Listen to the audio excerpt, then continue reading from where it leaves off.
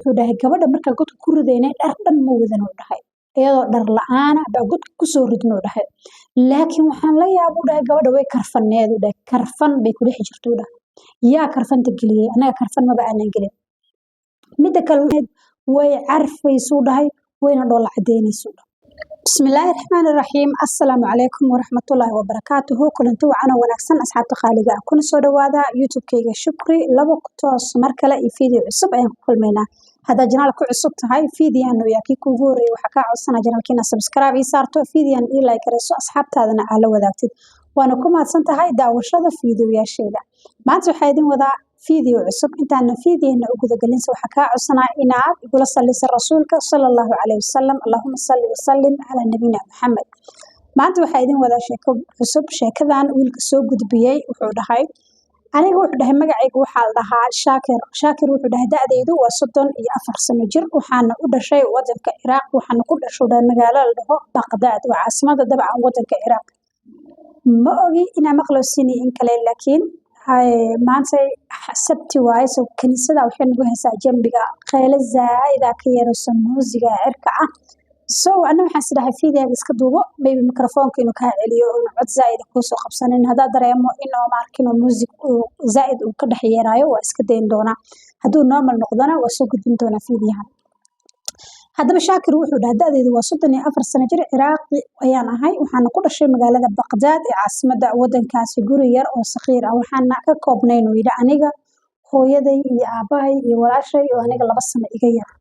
wuxuu dhahay aabahay wuxuu ahaa askari shaqada askariyada darteedna aabaheed waxaa dhici jirtay aabahay inuu muddo badan naga maqnaado oo ayaamo iska maqnaado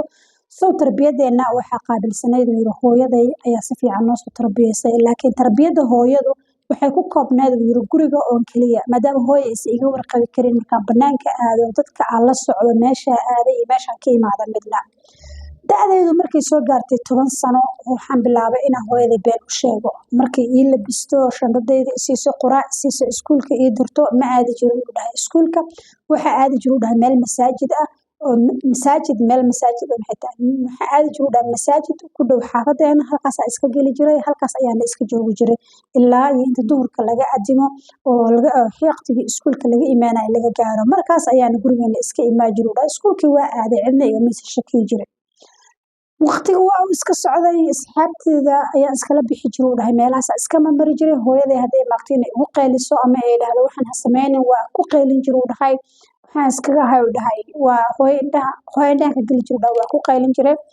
almuhiim wuxuu dhahay markii da'deeda ay soo gaartay 17 sano intii soo gaarin ba 2000 markuu waqti taariikhdu ay marayso waxaa dhintay dhahay aabahay markuu dhintay hooyo waxay bilowday inay aad nooga walwasho aniga iyo gabadha walaashay ah nolosheena muddo yar gudaheed ay isbedel weyn ayaa ku yimaaday maadaama aabahan uu meeshaas ka baxay hooyadayna waxay bilowday inay ilaaliso dadkaan la socdo yaa la socota yaa imaada hadaa waxay soo daa wuxuu dhahay walwalaysaa oo aniga laakiin waxaas dhan iima muuqanin waan soo koray da'dayda markii ay marayso 16 sano markii aan soo gaaray anigoo maalin maalmaha ka mid ah anigoo fadhiya banaanka hore ee xaafadeena waxaan la fadhiyay wiil saaxiibkay oo loo jawaad aniga iyo jawaad oo banaanka iska fadhino ayaa hal mar waxaan aragnay baabuur agteena soo istaagay anigana aadan waxa u xiiseynayo dhahay baabuurta gurigayga dhan waxa ku sharaxnayo dhahay sawirada baabuurta marka baabuurta aada u janaynaya marka baabuurka agteena soo istaagay muraayadiisa inay madoobaayeen dabcan wuxuu dhahay qofka gudaha ku jiro maana arkaynin soo waxaan go'aansaday inaan istaago waan soo eego qofka gudaha baabuurka ku jiro laakiin jawaad ayaa gacanta iga qabtay oo i fariisiyay waa iska fijiyo dhahay waa istaagay marka istaagay intaanan gaarin baabuurkii waxa soo degay qofkii gaariga saarnaa wuxuu ahaa wiil yar oo dhalinyaro ah markaas marka wiilku soo degay aan waas ka soo noqday booskayga soo fariistay marka booskayga soo fariistay soo degay wuxuu ku yiri hay maxaa kugu dhacay waa soo ordaysa adigoo wali farxsan oo rabtid inaad gaariga eegtid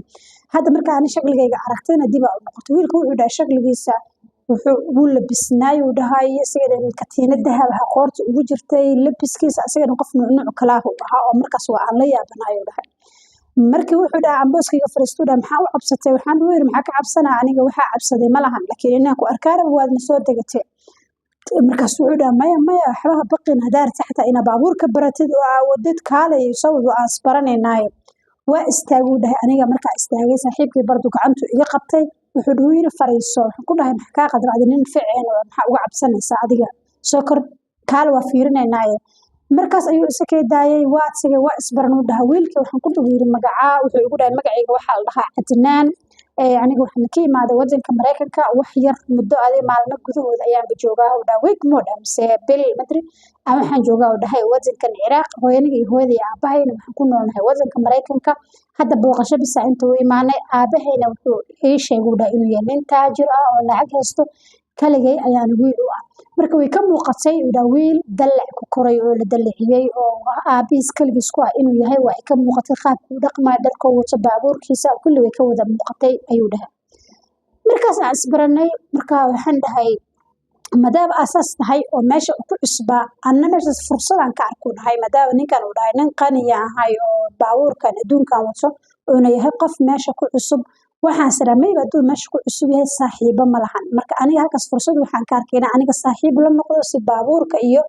waxyaabaha ka dhacdhaca aan u qaato micnaha fursada ii noqotay inaan qofkan saan nuucan oo taajirka oo alaabtaas waxa sheegay in anigan saaxiib aan la noqdo marka waxaan ku dhowdaa maadaama aad ku cusub tahay gudaha wadankan Ciraaq ka waran hadda israacno meelaha soo magaalada iyo aan soo marmarno si micnaha maadaama wadanka ku cusub tahay asla soo wareegno ku raaci karnaa wuxuu dhahay fadal soo dhawaado dhahay waxaa u tagay dhahay wiilka saaxiibkay Jawaad waxaan ku dhawaada nakeen Jawaad laakiin wuu diiday awal mar aragtida koowaad ba wuxuu ii sheegay inuu si cajiibinin wiilkan mana idin raacay ayuu igu dhahay ilaa waxa ku qanciyo 10 daqiiqo ayay igu qaadatay inaan ku qanciyo inuu na raaco wiilkan raacno meelaha la soo marayna waan soo noqonaynaa waxba nama dhigi kareen nakeen ayaan ku dhahay markii dambe waan ku qanciyay Jawaad saaxiibkay wuuna isoo raacay gaariga ayaan kornay abaar markaan soo soconana waxa gaariga uu ku baakimay oo dhahay meel ganacsi goobo ganacsi badan ay ku yaalaan oo xaafadeena agteena meeshaas ayuu istaajiyay meesha marka istaajiyay dukaana agtiisa ahaa laakiin dabcan waa xaafado oo firaaqa meeshaas ayuu istaagnay meesha marka istaagnayna wuxuu dhahay waxaan yiri gaariga marka kowda aan soo kornay intaan meeshan soo gaarin waxaan ku dhahay hey maxaa dhacay gaariga waxba ka soo karaayo maxay tahay karka noocaana ani waana dareemo dhaw waxaan inaan sigaar ahayn maadaama wuxuu dhahay aabe sigaarka agteeda ku cabi jiray oo waa aqaana reexada ama karka sigaarka markaasuu intuu meel saa u furay buu wuxuu ka soo saaro yiri warqad wax ku jiraan markaasuu wuxuu yiri wax ku soo karoy kan waaye waan xashiish miya aan u dhahay waa isku nahay laakiin Jawaad saaxiibkii wax isaga ma yaqaano dhahay mana fahansano wuxuu ahaa dhahay Jawaad qof aad u degan wuuna iga aqli badnaayo dhahay aniga mararka qaar waxyaabo qalad hadaa sameeyay wuu iga celin jiray wuuna ii aqli celin jiray wuuna iga deganaa wuuna wuxuu dhahay iga maskaxiyan wuu iga fiicnaayo isku da'na waa nahay isku iskoolna waa dhigan jirna waa Jawaad marka Jawaad saan u fiiri wuu iska aamuso dhahay laakiin markuu soo bixiyay wuxuu dhahay yalla waa cabeena xabadu ii soo baxshay xabadna Jawaad si xabadna asaga la soo baxay wuuna daaray waa xashiishkii wuuna daaro dhahay wuxuu dhahay waa cabeena Jawaad muuse cabin oo dhahay aniga mar rabo dhahay aniga laakiin waxaan is dhahay hadaa diidid ama wiilka ku fahmaa inaadan micnaha isku level aadnan ahayn amal oo ka taga isaga wuxuu xiisa ku hayo cungan yariiska ah wiilka inuu ka tagay oo gaarigan iyo waxaas wixii leeyahay wax qariib ah marka wuxuu dhahay soo ku dareemin inaadan micnaha la jaan qaadi karin oo kale to wuxuu sameeyay ka dab sameeyay isugu dhahay uu idaaray waa cabuda laakiin Jawaad muuse cabin dhahay awal marra oo markii ugu horeysay oo aan jiiday baa wuxuu dhahay ani waa meer dabool muu dhahay because wax aad u taweyn ahaayeen kiina wuu meer daboolay yarka saaxiibka ee Jawaad asna wuu meer dabool muu dhahay saacad kadib ayaan soo naaxay dhahay ani gaariga anagoo dhex saaran oo suuqsan gadaal daa fiiriyay Jawaad asna waa suuqsan yahay kiina wuu soo jeedo dhahay marka waxaan ku dhahay Jawaad markii macada ayuu dhahay muu cabay waxaan ma yuu dhahay muuse cabin laakiin riixada kaliya urka waxa u soo karay umbuga saa ula subaxay soo waxa dareen kartaa in ay yihiin waxan wax aad u xoog badan ama muqaadaraad aad u xoog badan ay yihiin maadaama qofkii aan cabin ee u soo karay uu sida u subaxay waxaan dareemay in jawiga uusan caadi ahayn oo waxa aan cabnay uu ahaa wax aad u taweyn waxaan ku dhagoyray waxaan rabnaa in gurigeena noo celisid waa uu soo wadu dhahay haywaay uu dhahay gurigu noo soo celiyay guriga markuu na keenay wuxuu nagu dhagoyray berrito xilligan oo kale to ama xilligii maanta aan israacno kale to ayaa idin imaanaya si aan isku raacno oo aan jawiga u soo bedelano aniga waxaan ku dhagoydaa insha Allah khair laakiin Jawaad saaxiibka markuu gaariga ka soo tagay oo Cadnaan naga tagay dhulku fariistay wuu ooyay wuxuu dhahuu yiri alxamdulilah ilaah maanta naga soo badbaadiyey kan maalin dambe ma raaceyno aniga waxaan u dhahay aniga dhib mu arkaynin waxaan u arkayo waxa maanta aan sameynay inay ahayd tilaabo cusub oo ay caadi tahay birta dadana ku noqon wax jawiga inaan iskala qabsan doono ay tahay wax iska caadi ah laakiin asagu wayse u cuntay waa iska tagu dhahay gurigaan sigay hooyaday meesha joogtaa u tagu dhahay way igu qaylisay laakiin waa iska buuxu dhahay koran kor qolkaygaan taga waa iska seexu dhahay ilaa maqribkii kale ayaan ka soo kacay markii aan ka soo kacay hurdada markaan ka soo kacay banaanka imaaday banaanka waraan soo fariistay laakiin jawaad muusan soo bixin waxaan isdhahay ama xanuunsaday wixii shalay iyo ama ku xanuunsan yahay intaan anoo raba inaan intaa istaagay jawaad soo fiiriyo oo u soo waco baa waxa soo istaagu yiri cadnaan wuxuu dhahay yalana keen waa israaceenayo waxaan ku dhaho yiri sug saaxiibka jawaadan soo wacaa wuxuu yiri aslan wax kaas ha soo wacin kaas waxaan dareemayaa inuusan qof fiican ma ahan aniga adiga isku jawiyaan nahay ama dad wax isfahmayaan nahay soo asagana ma fahmi kare faraha ka qaad camal buu igu dhaho yiri aan markuu saas dhahay waa farxo dhahay hore ka raaca gaarigiisii saa u sii soconay isla meeshii shalay ayaa istaagnay meeshii markaa istaagnay waxaan soo sameynay wixii aan soo sameynay wixii iska cabnay cabaar saa meeshii iskaga tagtaagneen oo dhahay waxaan aragnuu dhahay xilli dambe ayadoo ay tahay saacadu ay tahay xilli saq dhexe oo habeenimo ah warwaa daahayaa dhahuu dhahay makeen wuxuu dhahuu yiri dhib ma lahan hadaa daahda waa bixaysaa laakiin wuxuu dhahuu yiri deg baabuurka meeshiisa dambe oo alaabada lagu rito fur iga soo bixi bacda madow ee ku jirto meeshii aan furu dhahay meeshii markaan furay waxaan arkuu dhahay waxa aan la yaabay waxay ahayd u dhahay meeshaas waxaa ku jirto dhahay waxyaabaha dadka lagu cadibo sida katiinadaha lugaha dadka looga xiro geedaha askarta ay qataan kalabshaad maal dhaho intaan gacmaha askarta ay ugu xiraan dadka ulaha ku jiraan dadka lagu dilo waxyaabo noocaas ah ku jireen dhahay meesha waa fiican bacdeen ka soo qaaday waa u keenay dhahay waxaan ku dhaweeyay maxay tahay wax gadaal ku jiro markaas wuxuu dhaweeyay geedahaas waxa ku sameeyaa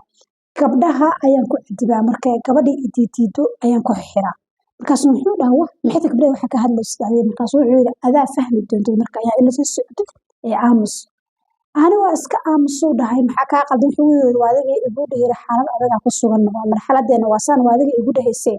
intuu bacdii furay bacda dhan wuxuu dhahay lacag ka buuxdo buu lacag iga soo bixiyay lacagtii isii wuxuu yiri isku dabar lacagtan waadiga ii dhahaysay xogaal wax ma haysan waadiga ii sheegaysay